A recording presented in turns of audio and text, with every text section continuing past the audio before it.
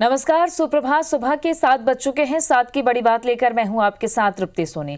भारत और चीन के बीच सीमा विवाद को लेकर आज 9वें दौर की बैठक होने वाली है। एलएसी पर तनाव कम करने के लिए ये बैठक होगी। चुशुल सेक्टर के पास मोल्डो में भारतीय सीमा के कॉर्प्स कमांडर स्तर आपस में बातचीत करेंगे। बता दें कि भारत और चीन के बीच पिछले 8 महीने से भारी तनाव है और दोनों देशों के सैनिक पूर्वी लद्दाख में आमने सामने डटे हुए हैं। इसके पहले 8 दौर की कमांडर स्तर की बैठक हो चुकी है, लेकिन कोई पुख्ता हल नहीं निकल पाया है। साथ ही कूटनीतिक वार्ता भी दोनों देश कर रहे हैं। भारत ने मजबूत रुख दिखाते हुए स्पष्ट किया है कि इस पर्वतीय क्षेत्र में तनाव को कम करने और डी एस्केलेशन की जिम्मेदारी चीन पर है। 8 दौर की वार्ता सफल न होने की मुख्य वजह ये भी है कि चीन चाहता है कि भारत पैंगोंग त्सो के उस इलाके जहां भारत को मजबूत बढ़त है वहां से हट जाए। लेकिन भारत ने साफ कर दिया है कि चीन को भी अपने रणनीतिक बढ़त वाले क्षेत्रों से पीछे हटना होगा। तो आज भारत और चीन के बीच सीमा विवाद को लेकर बैठक है। 9वें दौर की वार्ता है। वार्ता से ही हल निकलेगा, तमाम राजनयिक भी यही कहते हैं। लेकिन अभी भी भारत और चीन के बीच सीमा विवाद बरकरार है। आज की बैठक के बाद ये तय होगा कि क्या कोई म्यूचुअल अंडरस्टैंडिंग बन पाती है या नहीं।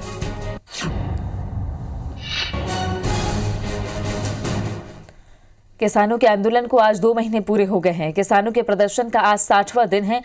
कृषि कानूनों को खत्म करने को लेकर किसान लगातार अड़े हुए हैं। कई दौर की वार्ता का कोई हल नहीं निकल पाया है अभी तक। 26 जनवरी को किसान ट्रैक्टर मार्च निकालने की तैयारी कर रहे हैं। किसान संगठनों का दावा है कि गणतंत्र दिवस के दिन होने वाली ट्रैक्टर परेड को लेकर दिल्ली पुलिस के साथ समझौता हो गया है। किसान नेता योगेंद्र यादव का कहना है कि दिल्ली पुलिस जिस रास्ते पर ट्रैक्टर परेड करने के लिए कह रही है उस पर किसान राजी हो गए हैं। हालांकि पुलिस की ओर से कहा गया है कि उन्हें अभी लिखित में रूट नहीं मिला है। किसानों से उनके ट्रैक्टर परेड का रूट मांगा गया है। 26 जनवरी को किसान ट्रैक्टर रैली निकालने पर अड़े हुए हैं। किसानों का ये कहना है कि पुलिस ने अनुमति दे दी है, लेकिन पुलिस कह रही है कि अंतिम दौर में भी वार्ता है। आज एक बार फिर दिल्ली पुलिस के साथ किसानों की वार्ता होगी, जिसके बाद ये पता चल पाएगा कि क्या किसान ट्रैक्टर रैली निकाल पाएंगे या नहीं। तो किसान आंदोलन के 2 महीने पूरे हो गए हैं। बीते 2 महीने से लगातार दिल्ली के अलग अलग बॉर्डर्स पर किसान डटे हुए हैं और उनकी एक सूत्री मांग यही है कि तीनों कृषि कानून वापस लिए जाएं। जब तक कानून वापसी नहीं तब तक घर वापसी नहीं, ये किसान कह रहे हैं। बहरहाल 11 दौर की वार्ता सरकार के साथ हुई। आखिरी दौर की वार्ता में देखा गया कि सरकार ने जो प्रस्ताव रखा था उसे सिरे से खारिज कर दिया। किसान संगठनों ने सरकार का प्रस्ताव ये था कि 18 महीने तक कृषि कानूनों को लागू करने पर रोक लगाई जा सकती है, जिसके बाद कमेटी के जरिए एक हल निकाला जा सकता है, जिस पर किसान राजी नहीं हुए। बात मध्य प्रदेश की कर लेते हैं। तो भोपाल के बाद अब किसानों के समर्थन में बड़ा विरोध प्रदर्शन इंदौर के देपालपुर में होगा। कांग्रेस आज कृषि कानून के विरोध में और किसानों के समर्थन में ट्रैक्टर मार्च निकालने वाली है। देपालपुर में बड़ी संख्या में कांग्रेस नेता ट्रैक्टर से सभा स्थल तक पहुंचेंगे। इस प्रदर्शन को लेकर कांग्रेस ने बड़े स्तर पर तैयारियां की है। हर एक ब्लॉक में कांग्रेस नेताओं को किसानों के साथ 200 ट्रैक्टर लाने का टारगेट दिया गया है। इसी हिसाब से करीब 2000 ट्रैक्टर देपालपुर पहुंचने की उम्मीद जताई जा रही है। पूर्व मुख्यमंत्री कमलनाथ 12 बजे देपालपुर पहुंचकर सभा को संबोधित करेंगे। इस दौरान प्रदेश के तमाम बड़े कांग्रेसी नेता भी देपालपुर में मौजूद रहेंगे। दीपक यादव जुड़ गए हैं ज्यादा जानकारी के साथ। दीपक, कल जो तस्वीरें राजधानी भोपाल से निकल कर आई उससे इतर शायद ही कुछ हो इंदौर में, लेकिन विपक्ष के तौर पर एक बार फिर मजबूती से मैदान में कांग्रेस। बिल्कुल तृप्ति, कल जिस तरीके से भोपाल में जंगी प्रदर्शन किया गया था, हालांकि इस दौरान पुलिस के द्वारा बर्बरता भी बरती गई और लाठीचार्ज भी किया गया, उससे इतर यहाँ पर आज इंदौर जिले के देपालपुर तहसील में एक बड़ा ट्रैक्टर मार्च यहाँ पर कांग्रेस निकालने जा रही है। और एक तरीके से कहा जाए कि मालवा में सबसे बड़ा आंदोलन रहेगा किसानों के समर्थन में और कृषि बिल के विरोध में, और उसी को लेकर पूरी तैयारियां की गई हैं। देपालपुर में पूरा कार्यक्रम आयोजित होगा, जहां पर कि पूर्व मुख्यमंत्री कमलनाथ यहाँ पर सभा को संबोधित करेंगे। इसके अलावा पूरे मालवा निमाड़ क्षेत्र के जो आसपास के क्षेत्र के जितने भी किसान नेता हैं, कार्यकर्ता हैं, और वहां पर ट्रैक्टर रैली के तौर पर देपालपुर पहुंचेंगे और यहाँ पर एक बड़ी आम सभा को संबोधित करेंगे पूर्व मुख्यमंत्री कमलनाथ। तो एक तरीके से कहा जाए कि पहले चंबल क्षेत्र में खाट पंचायत की गई, उसके बाद कल जिस तरीके से राजधानी भोपाल में राज्यपाल को ज्ञापन देने के लिए बड़ा विरोध प्रदर्शन किया गया, और अब मालवा जो कि सबसे बड़ा बेल्ट है मध्य प्रदेश का, जहाँ पर के किसान का बहुल इलाका है, और वहां पर भी कांग्रेस अपनी पैठ बनाने के लिए और उसे मजबूत करने के लिए यहाँ पर आज बड़ा विरोध प्रदर्शन करने जा रही है। हालांकि सुरक्षा के काफी इंतजाम किए गए, और कल जिस तरीके से भोपाल में पुलिस के द्वारा लाठीचार्ज किया गया था, कई कार्यकर्ताओं को चोट भी आई, तो उसको देखते हुए यहाँ पर भी कांग्रेस में भी काफी आक्रोश है। वहीं साथ ही साथ सुरक्षा के भी काफी इंतजाम यहाँ पर पुलिस के द्वारा किए गए हैं। शुक्रिया आपका दीपक, जानकारी के लिए। तो पुलिस ने अपनी व्यवस्था पूरी रखी है, इधर कांग्रेस भी लगातार अपने कार्यकर्ताओं को टास्क दे के रखी हुई है। अब देखना है कि जंगी प्रदर्शन इंदौर के देपालपुर में किस तरीके का देखने को मिलता है। छत्तीसगढ़ के मुख्यमंत्री भूपेश बघेल आज रायगढ़ और दुर्ग जिले के दौरे पर जाएंगे। रायपुर के पुलिस परेड ग्राउंड से सुबह 11:30 बजे हेलीकॉप्टर से रवाना होकर दोपहर 12:10 पर रायगढ़ जिले की सारंगढ़ तहसील स्थित ग्राम नंदेली के ग्राम पंचायत मुढ़ियाडीह पहुंचेंगे। यहां सीएम अखिल भारतीय राम नामी महासभा के बड़े भजन मेले में शामिल होंगे। सीएम बघेल नंदेली से 2 बजे हेलीकॉप्टर से रवाना होकर 2:45 बजे दुर्ग जिले के ग्राम चेटवा मुरमुंदा पहुंचेंगे। यहां मुख्यमंत्री छत्तीसगढ़ मनवा कुर्मी क्षत्रिय समाज के 75वें वार्षिक राज्य अधिवेशन में शामिल होंगे। मुख्यमंत्री शाम 5 बजे रायपुर लौटेंगे। विनय वर्मा जुड़ गए हैं ज्यादा जानकारी के साथ में। विनय, मुख्यमंत्री 2 जिलों के दौरे पर आज।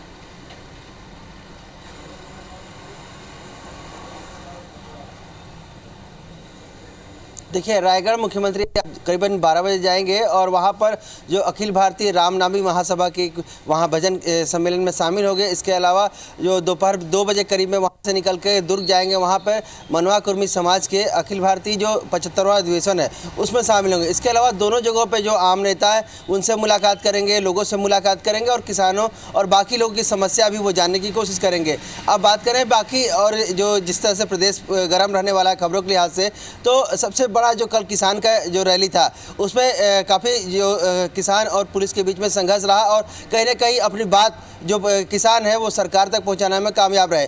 अब आगे रणनीति वो तैयार करेंगे आज से बैठ के कि अगला जो 26 तारीख है, 26 जनवरी को जिस तरह से दिल्ली में ट्रैक्टर रैली निकाली जा रही है उसके बिहाफ में यहाँ पे क्या वो कर सकते हैं। इसके अलावा कल जो स्वास्थ्य संयोजकों का बड़ा जो कल प्रदर्शन हुआ उससे आगे वो आगे क्या कर सकते हैं उसको लेकर के वो बैठक करेंगे। इसके अलावा तीसरी जो सबसे अहम जो प्रदर्शन होने वाला है आज आरक्षण को लेकर के पूरे प्रदेश से ST SC और OBC वर्ग के लोग आज बूढ़ा तालाब में इकट्ठे होंगे और करीबन बताया जा रहा है कि 10,000 की संख्या में ये लोग होंगे और अपनी जो मांग है लगातार जो कोर्ट में सुप्रीम कोर्ट में मामला चल रहा है उसको लेकर के जो कमेटियां बनाई गई थी उसका जो फाइंड आउट यहाँ नहीं हो पाया है, उसका जो रिजल्ट नहीं आ पाया है, तो इसको लेकर के सरकार पर दबाव बनाने की कोशिश करेंगे। तो ये तमाम चीज़ें हैं जो आज खबरों के लिहाज से गर्म रहने वाली हैं और पूरे जो भूपेश बघेल के मुख्यमंत्री के जो दौरे से लेकर के संबंधित हैं। शुक्रिया आपका विनय जानकारी के लिए। तो मुख्यमंत्री रायगढ़ और दुर्ग के दौरे पर रहने वाले हैं। वहीं मुख्यमंत्री भूपेश बघेल ने जीरम घाटी में शहीद पूर्व मंत्री विद्याचरण शुक्ल के नाम पर चौक का लोकार्पण कल किया। इस मौके पर उन्होंने जीरम के शहीदों की याद में नाम पट्टिका का अनावरण किया। सीएम ने रायपुर स्मार्ट सिटी लिमिटेड की ओर से 55 लाख रुपए में बने स्वर्गीय विद्याचरण शुक्ल के नाम पर स्थापित चौक में सौंदर्यीकरण कार्यों और वहां लगे फव्वारे को भी जनता को समर्पित किया। इस निर्माण के लिए महापौर एजाज ढेबर समेत नगर निगम को बधाई दी। सीएम ने कहा कि विद्याचरण शुक्ल के कारण छत्तीसगढ़ को पूरे देश और दुनिया में पहचान मिली। छत्तीसगढ़ राज्य के निर्माण में भी उनका अहम योगदान रहा है। इस मौके पर नगरीय प्रशासन मंत्री शिवकुमार डहरिया, विधायक सत्यनारायण शर्मा, अमितेश शुक्ल, बृजमोहन अग्रवाल, सभापति प्रमोद दुबे, विधायक कुलदीप जुनेजा और महापौर एजाज ढेबर समेत कई नेता शामिल हुए। अंतिम जो समय था छत्तीसगढ़ बनने के पहले भी उन्होंने संघर्ष किया, उसको छत्तीसगढ़ संघर्ष परिषद भी बनाया, दौरे भी किए, आंदोलन भी किए।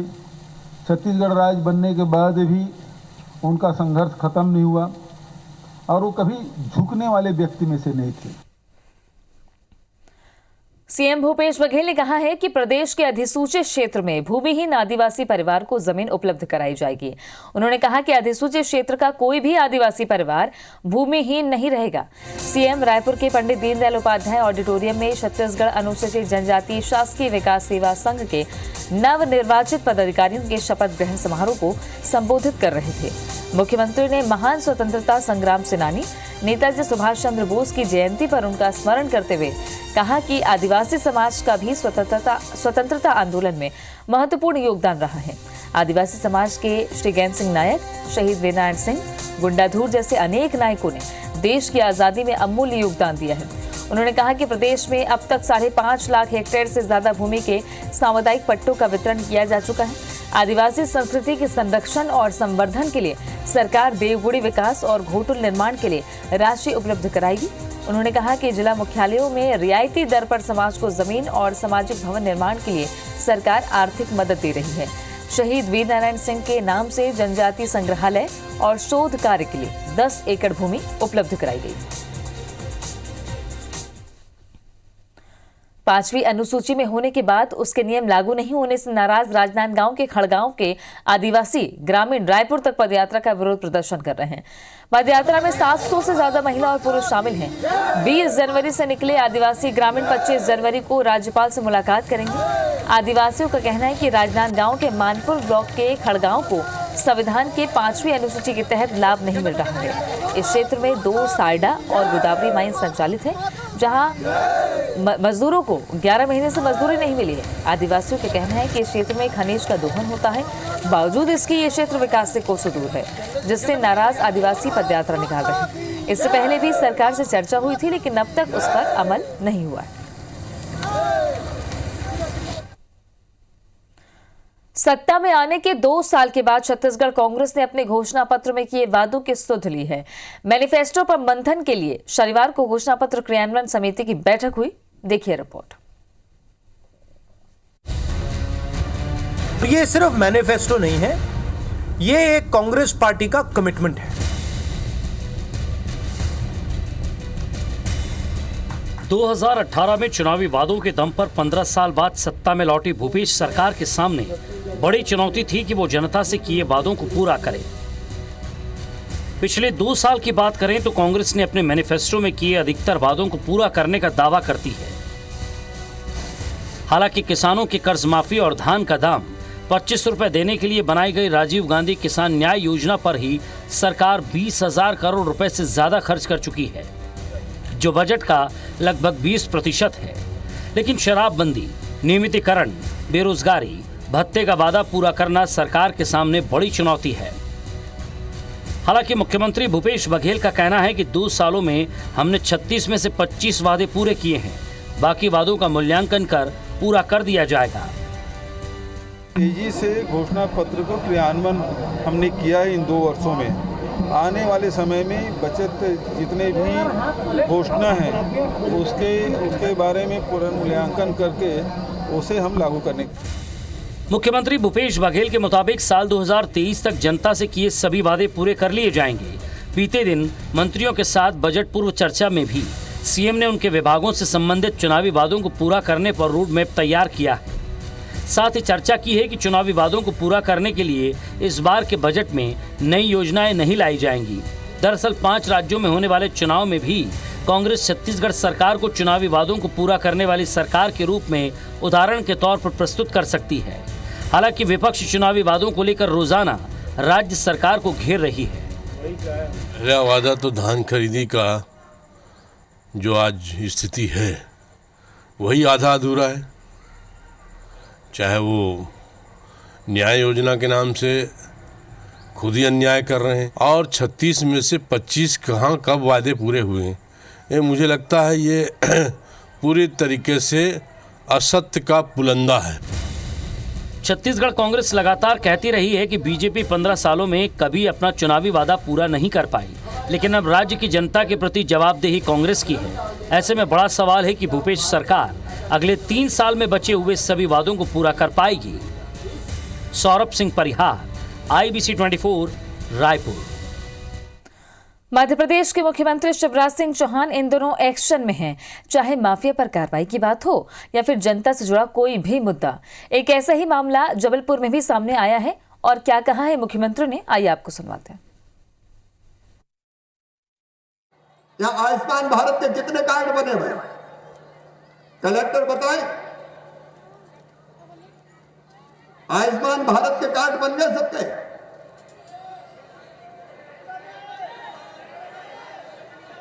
6,80,000 बने हैं, लेकिन कोई भी गरीब शेष नहीं रहेगा जिसके आयुष्मान भारत के कार्ड ना बने इलाज के लिए।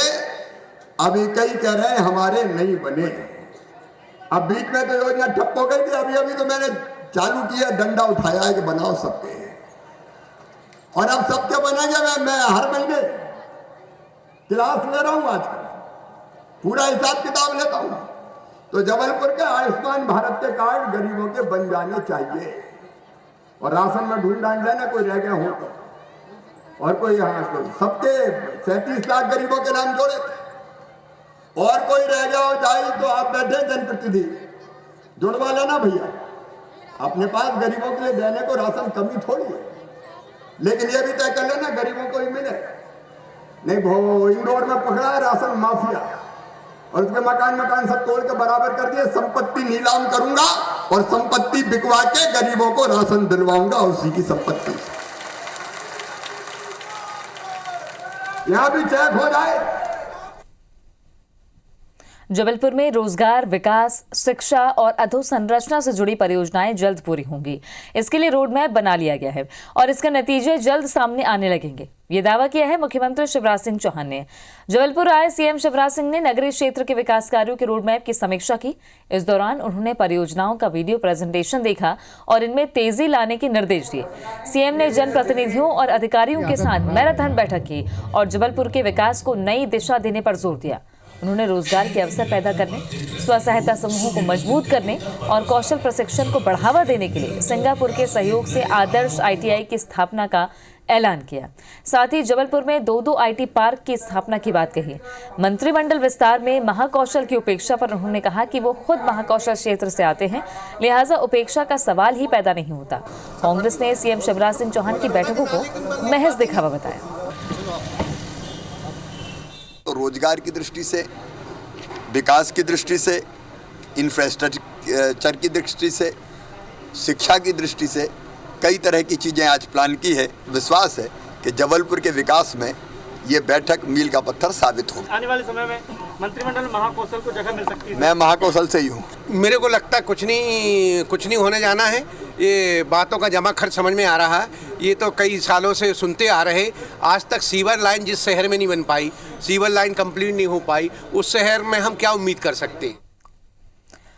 मुरैना में जहरीली शराब कांड की घटना के बाद अवैध शराब को लेकर राजधानी भोपाल में प्रदेश की बड़ी कार्रवाई की गई। सहायक आबकारी आयुक्त संजय दुबे की अनुशंसा पर भोपाल कलेक्टर अविनाश लवानिया ने 6 लोगों के खिलाफ NSA के तहत कार्रवाई की है। जिन आरोपियों के खिलाफ कार्रवाई की गई है उनमें जहांगीराबाद थाना क्षेत्र का रहने वाला मुकेश ढाकड़, पिपलानी निवासी रमेश कुशवाहा, गौरीशंकर कैथोरिया, धीरज शर्मा, किशन शाक्य और विनोद कुशवाहा के नाम शामिल हैं। आबकारी विभाग और पुलिस ने संयुक्त कार्रवाई कर इन आरोपियों के पास से 1308 लीटर शराब, 52,000 किलो महुआ लहन और 2 वाहन जब्त किए थे। इधर भोपाल में आबकारी विभाग ने सेहतगंज स्थित सोम डिस्टिलरीज पर कार्रवाई करते हुए 20 स्प्रिट और रिसीवर टैंक सील कर दिए हैं। ये टैंक ओपन स्पेस में बने होने के कारण सील किए गए। नियम के अनुसार टैंक कवर्ड कैंपस के अंदर होना चाहिए, क्योंकि टैंक ओपन स्पेस में होने से स्प्रिट चोरी छुपे बाहर आसानी से भेजा जा सकता है।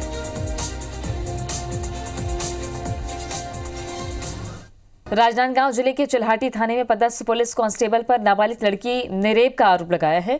ग्रामीणों के हाथ लगे रेप के आरोपी पुलिस कांस्टेबल की लोगों ने खंबे से बांधकर जमकर पिटाई की।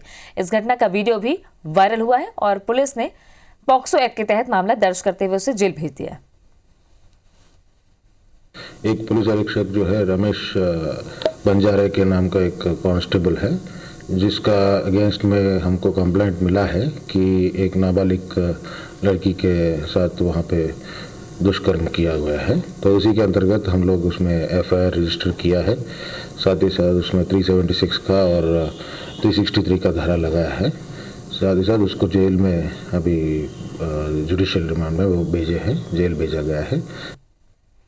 राजधानी रायपुर के गंज थाना इलाके में एक सिरफिरे युवक ललित नायडू ने जमकर उत्पात मचाया। युवक ने स्टेशन रोड स्थित लोधीपारा और सत्कार गली में करीब 7 गाड़ियों को आग के हवाले कर दिया। सीसीटीवी कैमरे में पूरी घटना कैद हुई है और मौके पर तस्वीरें दिखाने के लिए हमारे सहयोगी तहसीन जैदी मौजूद रहे। आइए आपको दिखाते हैं। राजधानी रायपुर में एक बार फिर गलियों में गाड़ी जलाने का मामला सामने आया है। ये लोधीपारा जो स्टेशन रोड है उस वहाँ और सत्कार गली, उसमें बताया जा रहा है कि ये 2 कारें हैं, एक जिप्सी है और 4 मोटरसाइकिल ये जलाई गई हैं इसमें हालांकि पुलिस ने एक कोई ललित नायडू नाम के एक युवक को गिरफ्तार किया। उसको मानसिक विक्षिप्त बताया जा रहा है। हम यहाँ पे बात करने की कोशिश करते हैं घर के मालिक जो हैं। ये कब की घटना है, कब आपको पता लगा और किस तरीके से कितनी गाड़ियाँ जली? ये कल रात 2 बजे की घटना है। अचानक किराएदार मेरे जो है वो धुआं आया उनको अंदर, और उन्होंने हमें तुरंत नीचे आकर के आवाज़ लगाया कि आग लग गई है, और फिर हम सब बाहर आ गए। फिर बाहर देखे तो गाड़ी जल रही थी बहुत ज़्यादा। उसके बाद फिर हम सब पानी से बुझाने लगे उन सबको। ये राजधानी रायपुर में गाड़ियां जलने का ये कोई पहला मामला नहीं है। इससे पहले भी राजा तालाब, बैजनाथ पारा, इन इलाकों में भी गाड़ियां जलने की शिकायतें मिलती रही हैं, लेकिन उसके बावजूद भी कई मामले ऐसे हैं जिसमें पुलिस अभी तक कई जो मामले हैं उनको नहीं सुलझा पाई है और उसके जो फायरमैन हैं उनको गिरफ्तार नहीं कर पाई है। कैमरामैन लखन शर्मा के साथ तहसीन जैदी, IBC 24 रायपुर। सीएम शिवराज 27 जनवरी को देवास दौरे में इंडस्ट्रियल पार्क में सभा करने जा रहे हैं। इंडस्ट्रियल पार्क में कार्यों को अंतिम रूप दिया जा रहा है। देवास के 5 सालों के विकास को लेकर अफसर प्रेजेंटेशन तैयार करने में लगे हुए।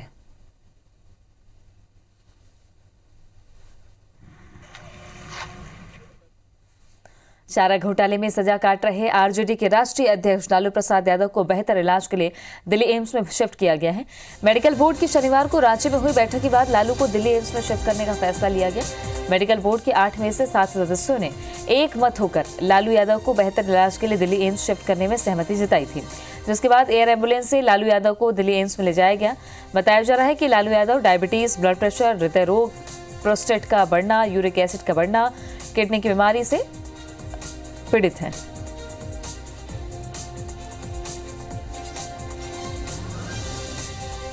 बड़ी खबर इस वक्त मुरैना से मिल रही है। बीजेपी नेता के फार्म हाउस पर छापा पड़ा है।